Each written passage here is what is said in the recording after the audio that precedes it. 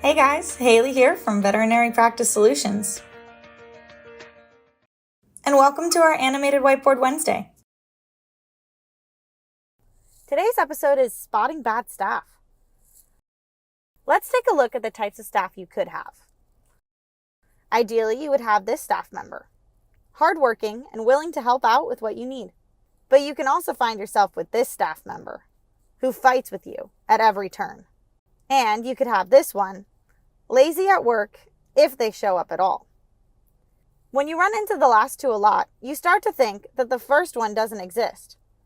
But if you actually look, you may find that it's only a small percent of your staff that are really the problem.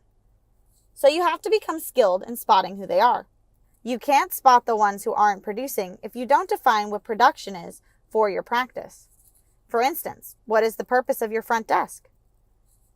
Is it to greet customers? Or is it to get customers seen by the vet? Establishing what a specific role is supposed to do makes it possible to measure that production.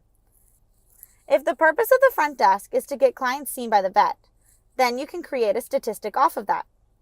You can then measure week by week how many clients are gotten to the vet. You'll start to see whether your front desk person is doing something or doing nothing. If you did this with every position in your clinic, you'd begin to see which ones are productive and which ones are bad staff. If staff are not producing, you should obviously attempt to correct and train them.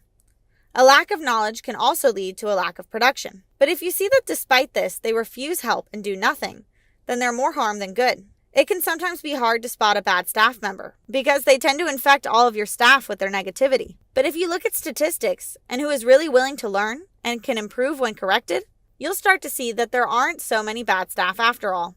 And in the sea of staff you have, you'll find the ones you really need to worry about. Once you can spot them, you can handle them accordingly. If you're interested in more practice tips, attend one of our free webinars.